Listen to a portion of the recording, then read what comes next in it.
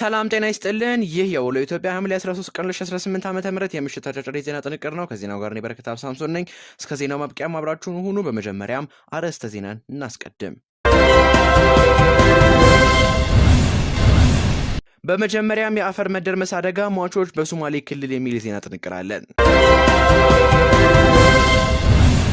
እንዲሁም የኦሮሚያ ክልል 2019 በጀት 704 ቢሊዮን ብር ሆኖ መስደቁን የክልሉ መንግስት አስታውቋል። ስለዚህ እንመለከታለን። ከባህር ማዶ ዘገባዎቻችን ደግሞ ፔሩ በደረሰባት የመሬት መንቀጥቀጥ ቢያንስ 5 ሰዎች ሲሞቱ ከ100 በላይ ተፈናቅለዋል። ስለዚህም የምንዳሰስ ይሆናል። እንዲሁም ሩሲያ ዩክሬን ላይ ከባድ የአየር ጥቃት አድርሳለች። ስለዚህም የምንመለከት ይሆናል። እስከ ዜናው ማብቂያ አብራችሁን ሁኑ።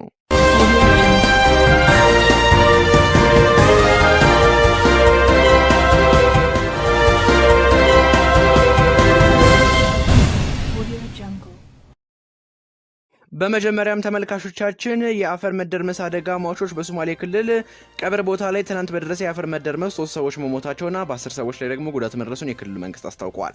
በክልሉ ከቀናት በፊት በትራፊክ አደጋ የሞቱ 12 ሰዎች የቀብር ስነ ስርዓት ላይ በታደሙ ሀዘንተኞች ላይ መቃብር ቦታ መደርመሱ አደጋው መድረሱም ተገልጿል። የሶማሌ ክልል ርዕሰ መስተዳድር ሙስጠፋ መሐመድ ጉዳት የደረሰባቸውን ወገኖች በሆስፒታል በመገኘት ጎብኝተዋል።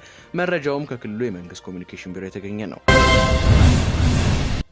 የኦሮሚያ ክልል 2019 ዓመተ ምህረት በጀት 704 ቢሊዮን ብር ሆኖ መስደቁን የክልሉ መንግስት አስታውቋል። ጨፌ ኦሮሚያ የክልሉን 2019 በጀት ዓመት ያጸደቀው በማካሄድ ላይ ባለው 6ኛው ጨፌ 5ኛ የሥራ ዘመን 11ኛ መደበኛ ጉባኤው ላይ ነው። ጨፌው ለክልል ስራ ማስኬጃ ወጪዎች ከ80 ቢሊዮን 220 ሚሊዮን ብር እና ለክልል ካፒታል ወጪ ደግሞ ከ162 ቢሊዮን 670 ሚሊዮን በላይ እንዲውል አጽድቋል። ለወረዳዎችና ለከተሞች አስተዳደር የሚደረግ ድጋፍ ከ459 ቢሊዮን 109 ሚሊዮን በላይ ብርና ለክልል ተጠባባቂ በጀት 2 ቢሊዮን ብር ሆኖ እንዲውል ጨፌው ማጽደቁን የተነገረው የክልሉ ፕሬዝዳንት ሽመልስ አብዲሳ በ2019 በጀት ዓመት 520 ቢሊዮን ብር ገቢ ለመሰብሰብ መታቀዱንም ገልጸዋል።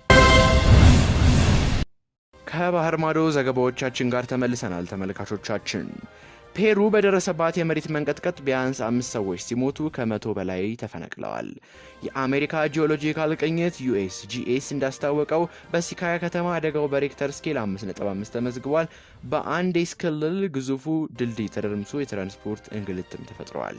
ባለስልጣናት በአደጋው የጠፉትን ሰዎች በማፈላለግ ላይ መሆናቸውንም አስታውቀዋል። ዘገባው የፎክስ ኒውስ ነው። ሩሲያ ዩክሬን ላይ ከባድ የአየር ጥቃት አደረሰች። 4 ሰዎች ህይወታቸው ማለፉና 36 መጎዳታቸውን የዩክሬን ባለስልጣናት አስታውቀዋል። ጥቃቱ በባላስቲክ ሚሳኤል መፈጸሙንም የተናገሩ ሲሆን ጉዳቱ የደረሰው በሰሜን ካርኪቭ ነው። የዩክሬን ጦር ሩሲያ 41 ስካንዳርና ዚርኮን ሚሳኤሎችን አስወንጭፋለች። በተጨማሪም 125 ድሮኖችንም ተጠቅማለች። ዩክሬን በትላንትናው ዕለት ሩሲያ ላይ ባደረሰችው ጥቃት 8 ሰዎች ሲሞቱ ከ60 በላይ ቆስለዋል። ዘገባው የአውትሉክ ኢንዲያ ነው። ተመልካቾቻችን ለዛሬ ያዝናቸው ልዩ የውሎ ኢትዮጵያ የሐምሌ 13 ቀን 2018 ዓ.ም የምሽት አጫጭር የዜና ጥንቅሮቻችን ይህንን ይመስሉ ነበር። ከዜናው ጋር እኔ በረከት ሳምሶን ነበርኩኝ። የደቡል ዜና ፕላስ የቴሌግራም ቻናልን በመቀላቀል ሰፊ ዜና ጥንቅር ያገኙ እያልን በሌሎች ዜናዎች እስከምንገናኝ ሰላም።